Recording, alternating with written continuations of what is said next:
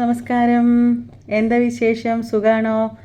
കുഴപ്പമില്ല, അഡ്ജസ്റ്റ് ചെയ്ത് പോണു, കുഴപ്പമില്ല. പിന്നെ ഞാൻ എന്താ പറയാമെന്നറിയോ, കഴിഞ്ഞ ദിവസം ഞാനൊരു കഥ പറഞ്ഞില്ലേ, അതുപോലെ തന്നെ വേറൊരു കഥ ഞാൻ പറഞ്ഞു തരട്ടെ നിങ്ങൾക്ക്. നല്ല രസമുള്ള കഥ കേട്ടോ. പറഞ്ഞ പോലെ അനുഭവിച്ചാൽ അന്ന് സുഖം ഇല്ലായിരുന്നെങ്കിൽ ഇന്ന് സുഖം, ഇന്ന് പറയാൻ രസമുണ്ട്, കേൾക്കാനും നിങ്ങൾക്ക് രസമുണ്ടാവും. അതെന്താണെന്ന് വെച്ച് കഴിഞ്ഞാൽ, ഞാനും എൻ്റെ അനിയനും കൂടെ രാത്രി കിടന്നിങ്ങനെ അടി ഉണ്ടാക്കുക. അത് അവനും ഞാനും തമ്മിൽ 4.5 വയസ്സിന് വ്യത്യാസമുണ്ട്. എന്നെക്കാൾ 4.5 വയസ്സിനുള്ളതാണ് എൻ്റെ ബ്രദർ.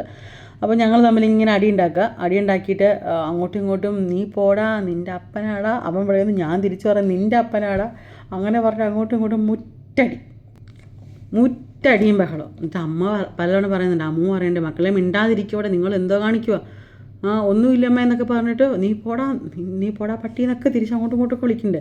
പക്ഷെ അമ്മ ഈ പറഞ്ഞ അമ്മൂമ്മ ഞങ്ങളെ നല്ല ചീത്ത വിളിക്കുമെങ്കിലും എന്നെ അവൻ്റെ വായിൽ നിന്ന് എന്തെങ്കിലും വീണ് കഴിഞ്ഞാൽ അടി എപ്പോൾ കിട്ടിയെന്ന് ചോദിച്ചാൽ മതി, നല്ല അടിയും തരും. നല്ല അടിയെന്ന് വെച്ച് കഴിഞ്ഞാൽ നമ്മുടെ പ്ലാവലയില്ലേ, പ്ലാവല പശു ആടിന് കൊടുക്കുന്നത്, ശിഖരമുള്ള കമ്പ് കൊണ്ട് അടിച്ച് നല്ല അടി കിട്ടും.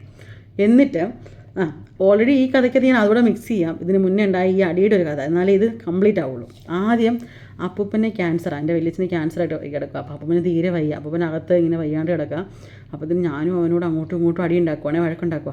അപ്പോൾ അപ്പം പറഞ്ഞു, രണ്ടും മിണ്ടാതിരുന്നോ, അടി ഉണ്ടാക്കരുത്, ഞാനങ്ങോട്ട് വന്ന് ഞാൻ നല്ല പൊട്ടിയിട്ട് തരും എന്നൊക്കെ പറയുന്നുണ്ട്. അപ്പം പക്ഷേ തീരെ തുടക്കം സ്റ്റാർട്ടിങ് സ്റ്റേജ് ആയതുള്ളായിരുന്നേ. പക്ഷെ അപ്പം മരിച്ചു കേട്ടോ, പാവ അപ്പനായിരുന്നു. എന്നെ ഭയങ്കര ഇഷ്ടമായിരുന്നു. എൻ്റെ അച്ഛൻ മരിച്ചപ്പോൾ എൻ്റെ അപ്പൂപ്പനുണ്ടായിരുന്നു.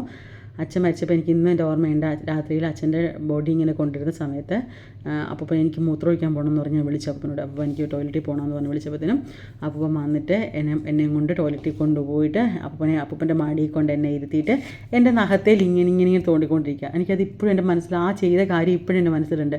എന്നിട്ട് എൻ്റെ മക്കൾ വിഷമിക്കേണ്ട എന്നൊക്കെ പറഞ്ഞിട്ട് എന്നെ പിടിച്ച് മടിയിലിരുത്തി. കാരണം അത്ര ഇഷ്ടമായിരുന്നു അപ്പൂപ്പനെ ഞങ്ങളെ. അത് എനിക്കെന്തോ അത് പറയുമ്പോൾ ഭയങ്കര ഇമോഷണലി എനിക്ക് ഭയങ്കര ബുദ്ധിമുട്ടുണ്ടാകുന്നുണ്ട്. പോട്ടെ, അപ്പം ഞാൻ പറയാവുന്ന കഥ അതല്ല, വേറെ കഥ. കണ്ണ് അറിഞ്ഞാണ്ട ഇങ്ങനെ ഞാൻ പറയില്ലേ, വഴിതെറ്റി പോകുന്ന ശീലമുണ്ട് കഥ പറയുമ്പോൾ. ഒത്തിരി കഥ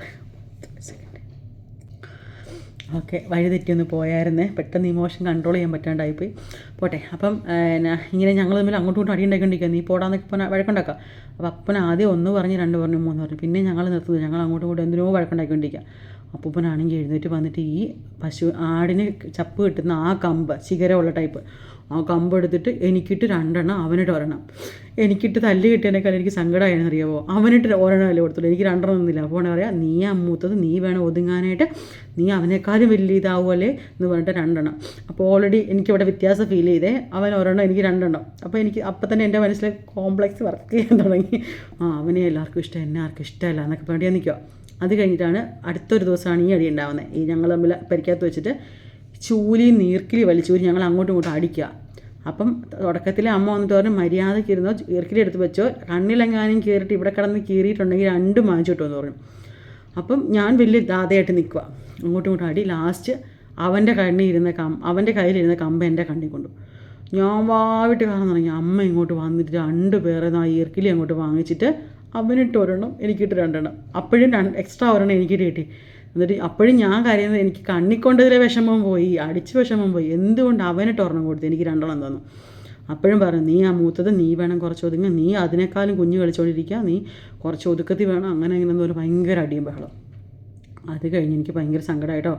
അപ്പം ഞാൻ പറഞ്ഞേ, അല്ലെങ്കിലും ഞാൻ അവിടെ ഇരുന്ന് ഇങ്ങനെ നമ്മൾ സ്വന്തമായിട്ട് പറയില്ലേ, അടക്കം പറഞ്ഞുകൊണ്ടിരിക്കുക, എന്നെ ആർക്കും അല്ലെങ്കിലും ഇഷ്ടമല്ലല്ലോ, ഞാനേ ആറ്റിച്ചാടി ചാവാൻ പോവാം, ഇവിടെ എല്ലാവർക്കും ഹരിക്കുട്ടനെ മതിയല്ലോ, എൻ്റെ അങ്ങോട്ട് വരാം, ഹരികൃഷ്ണൻ എന്ന് വരാം, ഹരിക്കുട്ടെന്ന് വിളിക്കുന്നത്, ഹരിക്കുട്ടനെ മതിയല്ലോ, എന്നെ ആർക്കും ഇഷ്ടമല്ല, എന്നെ ആറ്റിൽ നിന്നങ്ങാണ്ട് ഒഴുകി വന്ന് കിട്ടിയതാ, അല്ലെ തവിട് കൊടുത്ത് വാങ്ങിച്ചതാ, ഇവൻ മാത്രമേ ഉള്ളൂ.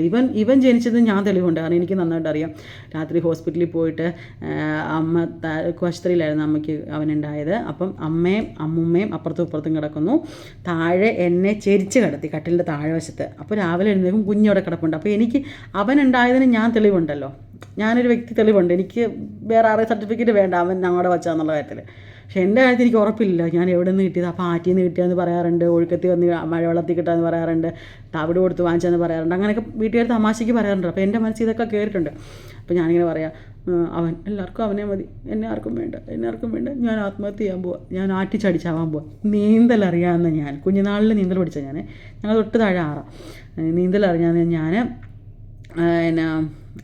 ഞാൻ ആറ്റിച്ചടിച്ചാവാൻ പോവാന്ന് അങ്ങനെ പ്ലാൻ ചെയ്തിരിക്കുക. ഈ പരട്ട ചെറുക്കാൻ ചെന്നിട്ട് അമ്മമ്മോട് പറഞ്ഞു കൊടുക്കണേ, ശിവചേച്ചി എന്ന് അവൻ എന്നെ വിളിക്കുന്നത്, ശ്വേന്നേ വരത്തുള്ളൂ വായിൽ, മൊത്തത്തിൽ ഇങ്ങനെ ശിവചേച്ചി എന്നുള്ളത് വരില്ല, ശ്വേയെ ആറ്റി ചാടി ചാവാൻ പോവാന്ന് പറഞ്ഞത്.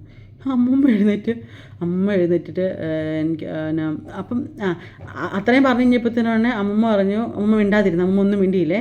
ഞാൻ എന്നിട്ട് നീ ചോറുണ്ണാൻ വരുന്നുണ്ടോ ഇല്ലയോ, ഞാൻ പറഞ്ഞാൽ വരുവാന്ന് പറഞ്ഞിട്ട് ഞാൻ ഏറ്റുപോയി അടുക്കളയിൽ പോയി. പണ്ട് തറയിൽ ചാണകം മെഴുകിയ തറയാണ്, അവിടെയാണ് ഇരിക്കുന്നത് ചോറുണ്ണാൻ വേണ്ടിയിട്ട്. തറയിലിരുന്നിട്ട് ചോറുണ്ണാനായിട്ട് ഇങ്ങനെ തുടങ്ങിയപ്പോഴത്തേനും അമ്മ പറഞ്ഞു, നീ ചാവാൻ പോവാന്ന് പറഞ്ഞേ. ഞാൻ പറഞ്ഞു, എന്നെ ആർക്കും ഇഷ്ടമല്ലല്ലോ, എന്നെ ഇവിടെ ആർക്കും വേണ്ടല്ലോ, ഞാൻ ചാവാൻ പോവാ. ഉടനെ അമ്മമ്മ പറയാം, എഴുന്നേക്കടി, നീ ചത്തിട്ട് വന്ന് തിന്നാൽ മതിയെന്ന്. ഞാൻ ഓൾറെഡി വിശപ്പ് കാരണം അന്ന് വേറെ സ്ഥിതി കിഴങ്ങ് മെഴുകുവരട്ടി എൻ്റെ ഫേവറേറ്റ്, അതെന്നെ അറിയാവുന്ന ഒരുമാതിരിപ്പെട്ടവർക്ക് അറിയാം. കിഴങ്ങ് മെഴുകുവരട്ടി എനിക്ക് എൻ്റെ ഭയങ്കര ഫേവറേറ്റ് സാധനമായിരുന്നു. അപ്പോൾ അന്ന് കിഴങ്ങ് മെഴുകുവരട്ടിയും ചൂട് മറ്റേ ചാക്കരി ചോറില്ലേ, റേഷനരി, ആ ചോറും കൂടെ, അപ്പം അതും മോരുകറി അങ്ങനെ ഉണ്ടെന്ന് തോന്നുന്നു. ഭയങ്കര ഇഷ്ടം എനിക്ക് അങ്ങനെ കഴിക്കാനായിട്ട്. ഞാൻ കൈയൊക്കെ ഇട്ട് വലിയ അതിന് വിശപ്പിന് ഇടാം.